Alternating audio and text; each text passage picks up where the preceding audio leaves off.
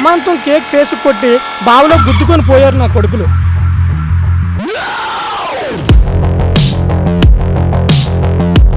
నందేశ్వరం చెవిలో నా బాధలు సంతోషాలు కోరికలు చెప్పుకొని మురిసిపోయా. బొట్టు పెట్టేశా.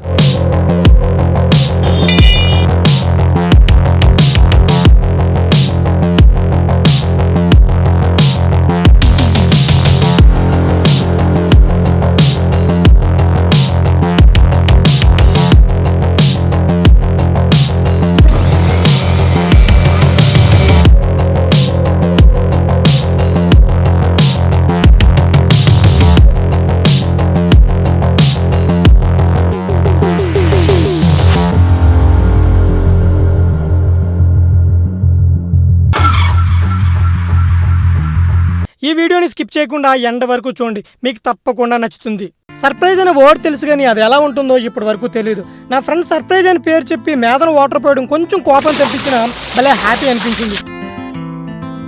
మరి ఏంట్రా వాటర్ అయితే ఓకే, దానిలో కలర్స్ ఇంకా ఏవేవో మిక్స్ చేశారు, లాస్ట్కి ఇదిగో ఇలా తయారు చేశారు. పోనీలే ఈరోజు చాలా హ్యాపీగా స్టార్ట్ అయింది అని అనుకున్నా.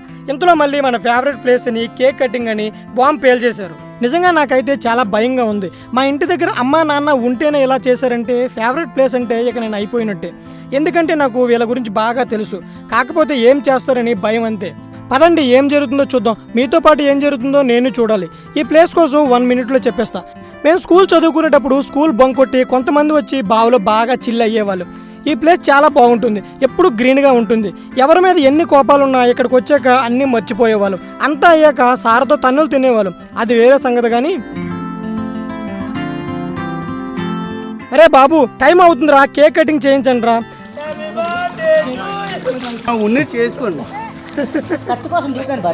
అందరూ కలర్స్ పూసుకుంటూ కొంతసేపు అల్లరి చేసి కేక్ కటింగ్ చేశారు.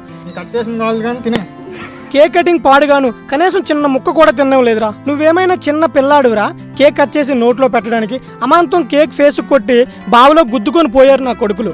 కొంతసేపు స్విమ్మింగ్ చేసుకుని ఎంజాయ్ చేసుకుని ఇక్కడి నుండి బయలుదేరాం.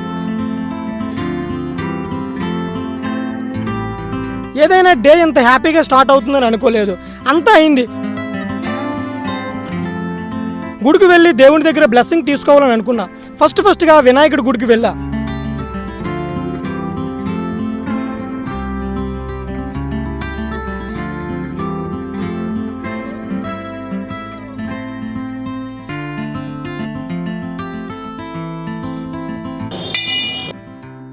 గుడి చుట్టూ ప్రదక్షిణాలు చేసుకుని పూజారితో అర్చన చేయించుకుని నా మొక్కును తీర్చుకున్నా.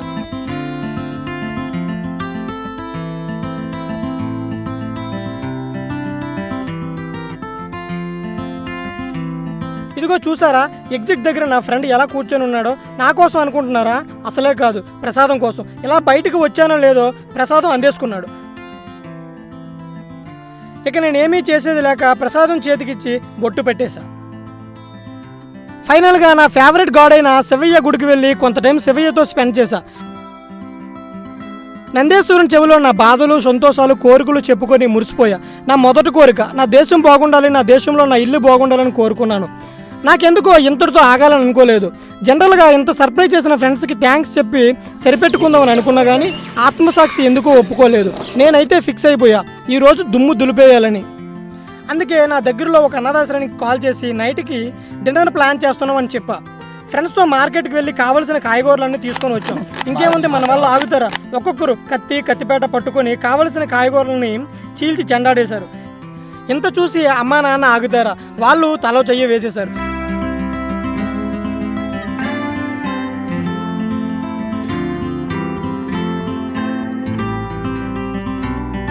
ఇంకా చూసుకో వంటలు స్టార్ట్ చేశారు. బిర్యానీ, చికెన్ కుకింగ్ స్టార్ట్ చేశారు. మొత్తానికి వంటలన్నీ కంప్లీట్ అయిపోయాయి. ఫ్రెండ్స్తో పాటుగా స్వీట్స్, ఫ్రూట్స్, వాళ్ళకి కావాల్సిన daily needs, soaps, books, pencils, detergents, ఇలా అన్ని డైలీ నీడ్స్ అన్నీ పట్టుకొని వెళ్ళాం. పిల్లలు భలే ఫ్రెండ్లీగా ఉన్నారు. మా అందరితో ఇట్టే కలిసిపోయారు. ఫొటోస్ దిగుతూ భలే హ్యాపీ చేశారు.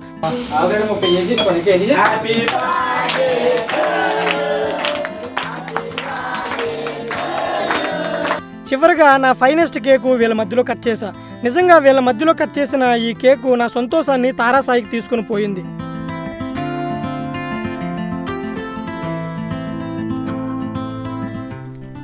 చివరిగా డిన్నర్ స్టార్ట్ చేసాం. పిల్లలు లైన్లో వచ్చి వాళ్ళ ప్లేసెస్లో సైలెంట్గా కూర్చున్నారు. ఇక మేము తీసుకొచ్చిన ఫుడ్ని, ఫ్రూట్స్ని, ఫ్రూటీస్ని, బిస్కెట్స్ని ఒక్కొక్కరికి వడ్డించడం స్టార్ట్ చేసాం. పిల్లలు కూడా సైలెంట్గా ఉండడంతో వాళ్ళ డిన్నర్ని చాలా హ్యాపీగా కంప్లీట్ చేసుకున్నారు.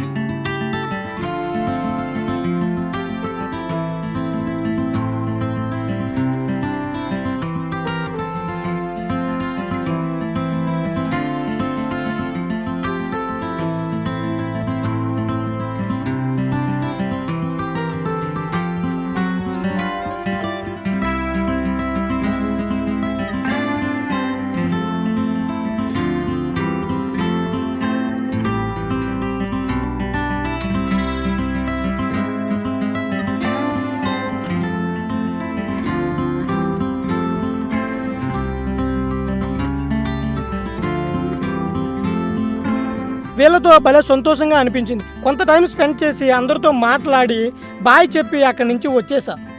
నాకు తెలిసి ఈ సర్ప్రైజు చెప్పలేనన్ని రోజులు నాకు గుర్తుంటుందేమో. మొత్తానికి ఫ్రెండ్స్ సహకారంతో, దేవుని దీవులతో, పెద్దల ఆశీస్సులతో ఇలా సంతోషంగా గడిచింది ఈ రోజు. ఎప్పుడు వాట్సాప్ గ్రూప్లో చాటింగ్లో కలుసుకునే మేము ఇప్పుడు ఇలా కలుసుకోవడం చాలా సంతోషం అనిపించింది. ఎంత పెద్దవాళ్ళమైనా సెలబ్రేషన్ అంటే మరి చిన్నవాళ్ళం అయిపోతాం కదా.